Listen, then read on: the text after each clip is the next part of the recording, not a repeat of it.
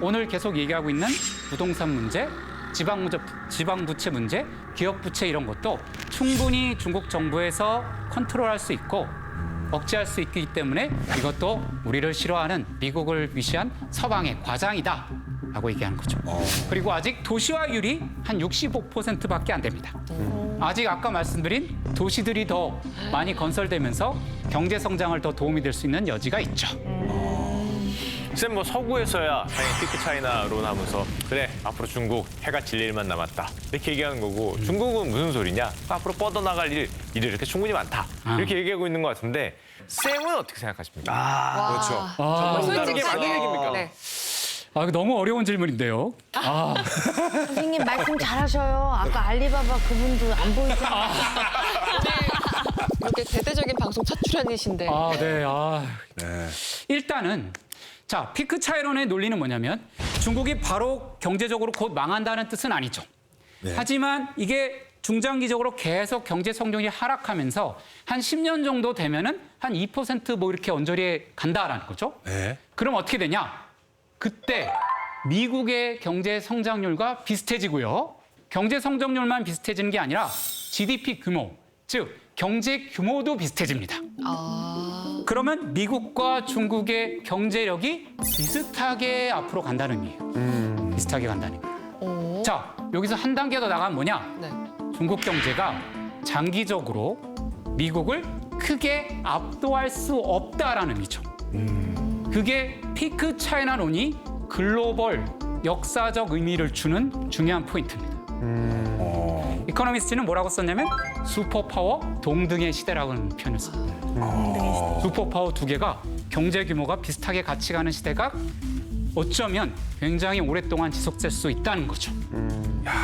경제적으로 그렇다는 뜻입니다. 그 말인즉슨 중국은 미국을 넘을 수 없다라는 함의가 들어가 있네요. 아, 그렇습니다. 맞습니다. 그럼 이제 쌤의 견해를 한번 들어볼까요? 그 견해를 얘기하지 않기 위해서 이렇게 지루하게 설명을 말씀해 드렸는데 주십시오. 아니요. 예. 그 질문을 잊지 않고 또 해주시는 네, 그게 MC 역할입니다. 네네. 피크 차이론에 대한 저의 견해를 말씀드리자면 저는 기술 발전이나 이런 것들은 중국이 굉장히 잘할 수 있다고 봅니다. 그런데 어떤 이 체제의 효율성 이런 것들이 있습니다. 이 체제가 과연 경제 발전에 맞는 체제인가? 그리고 정부는 그런 체제를 만들기 위해서 정책을 쓰고 있는가? 이런 게 되게 중요하거든요. 그래서 저 또한 이런 중국 정부의 정책이 지난 10년을 봤을 때 민간 경제를 억누르고 네. 억압하고 활력을 저해하는 이런 정책이 계속된다면 피크 차이론이 실현될 가능성이 높다고 보고 있습니다. 굉장히 조심스러운 예측이긴 해요. 중요한 얘기, 우리하고도 연관이 있기 때문에 다. 맞습니다. 사실 저희가 중국 경제의 어려운 침체 이런 거를 얘기하는 이유가 결국에는 한국과 아주 밀접한 관계가 있기 때문이죠. 근데 만약에 피크 차이론이 실현화되고 현실화되고 그러면은 우리는 지금까지와는 굉장히 다른 중국을 앞으로 장기적으로 만나야 되는 거죠. 그래서 피크 차이나에 대한 고민, 전략이 필요한 거죠.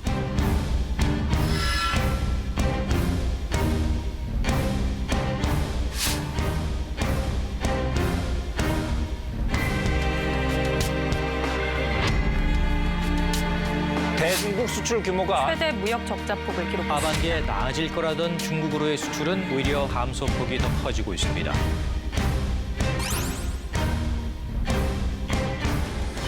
That was not the purpose of the meeting, but it did come. China obviously came up. Not to say we don't share concerns about the economic coercion or heightened tensions caused by China. 一切在亚太挑动新冷战的企图，都将遭到地区国家和人民的坚决抵制。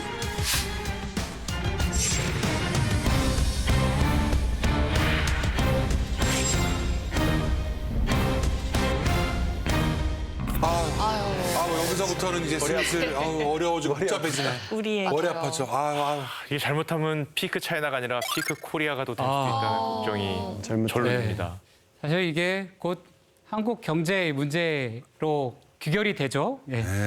우리나라는 중국의 40년 성장과 함께 해왔습니다. 그래서 대표적인 게 대중국 수출입니다. 중국은 2000년대 이후에 우리나라 수출과 무역 수지 흑자 증대에 가장 많이 기여한 나라입니다. 그런데 최근 교역 상대국으로서의 중국의 지위는 완전히 달라지고 있어요. 이거 한번 보실까요? 네. 네. 어우, 저기 무슨 일이야. 저기 노란색이 수지라고 써 있네요. 혹시 어떤 느낌 드세요? 아, 이거 지금 큰일인데요. 네. 수지 씨가 지금 마이너스를 기록하고 있습니다. 예. 수지가 마이너스가 됐네요. 처음이네요. 예. 40년 와. 한중 수교 이후에 거의 최초로 우와. 올해 무역 수지 적자를 기록할 예정입니다. 40년 만에. 7월까지 기준인데도 144억 달러라는 적자를 기록했어요. 앞으로 이제 뭐 이후에 하반기가 남았지만 저 어떤 추세를 뒤엎기는 힘들겠죠. 뭐가 문제일까요? 수출이 25.9%나 줄었어요. 4분의 1이 줄었습니다. 와. 안 사주는 건가요? 중국에서? 아, 그러니까요. 중국에 투자하고 소비가 늘어나야 대중 수출이 좋아지게 되죠. 그렇죠? 그러면 결국 지금 중국 정제가 안 좋은 게 이제 우리한테까지 영향 안 쓰고 안 사고 이런 것들이 우리한테까지 영향이 와서 그렇습니다. 그렇다. 근데 그게 하염없이 중국이 그냥 아 이거 언제 중국 잘 풀려? 이러고 있을 게 아니라 그럼 우리나라도 자체적으로 뭔가 좀 살 방법을 네. 강구해야 되지 않을까요? 이거 어떻게 해서 살려주십시오. 방법 있습니까, 선생님? 일단 분명한 것은 중국 시장이 한국에게 유리한 상황으로 계속 전개되지 않을까라는 것을 일단 전제로 받아들일 필요가 있습니다. 예. 그다음에 이제 전략적인 거를 고민해야 되는데 자, 역시 쌤. 1번. 네. 1번은 예. 추격차라고 하죠. 우리가 중국에 대해서 추격차를 유지하는 것은 계속해서 열심히 투자하고 연구해서 격차를 유지해야 됩니다. 그래야 그나마 좀 지키고 있는 중국 시장에 대한 점유율을 유지할 수가 있는 겁니다.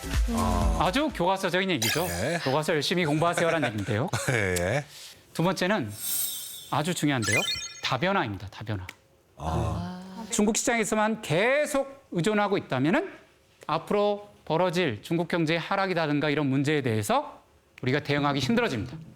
따라서 중국 이외에 동남아라든가 미국이라든가 유럽이라든가 이런 시장에 대한 적극적인 어떤 접근이 더 필요하고요. 네. 그런데 이런 얘기를 하면은 많은 분들이 중국 시장에서 떠나서 다른 시장을 찾자 이런 식으로 받아들일 수도 있는데요. 네. 저는 그건 약간 소극적인 접근이라고 생각을 해요.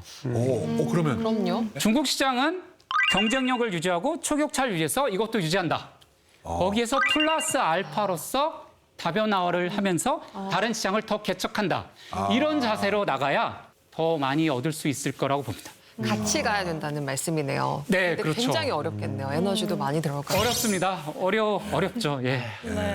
사실 특별한 전략이 있다기보다는 정말 원칙적인 것을 기본적인 것을 잘해야 될 시기인 것 같습니다.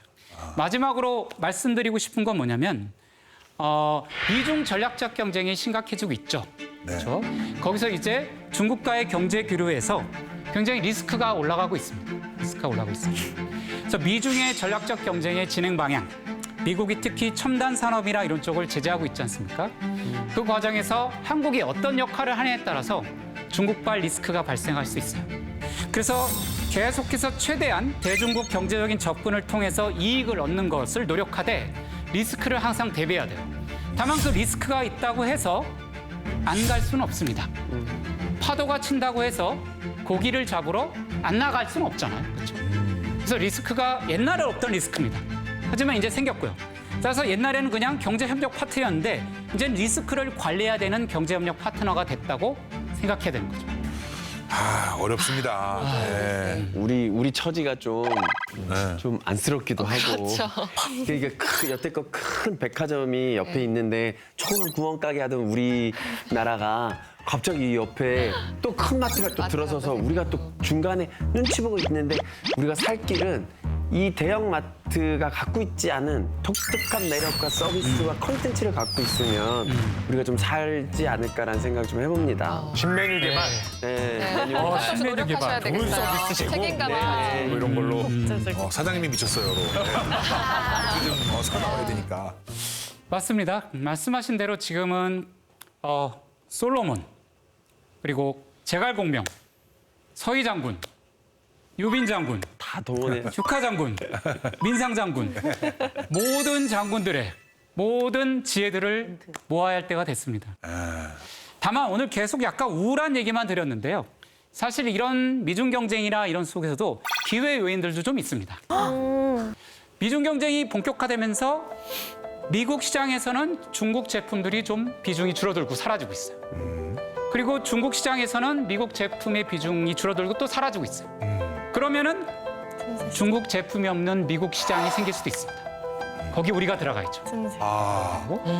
미국 제품이 줄어든 중국 시장이 있을 수도 있죠. 거기에 또 우리가 들어가야 돼요. 양국과 우리는 모두 다 FTA를 맺고 있거든요. 그래서 그런 것들을 활용해서 기회 요인을 또 찾아볼 수 있습니다. 그럼에도 불구하고 굉장히 어려운 국면입니다. 특히 오늘은 주로 중국의 현재 어려움과 앞으로 장기적으로 어려워질 가능성이 있는 중국 경제에서 봤는데요.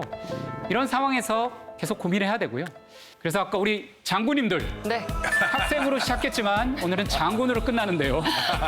이 장군님들과 우리 국민들의 모든 지혜를 모아서 이런 국면을 잘 헤쳐나갔으면 하는 게 저희 작은 바람입니다. 이상으로 오늘 수업을 마치겠습니다. 감사합니다. 감사합니다.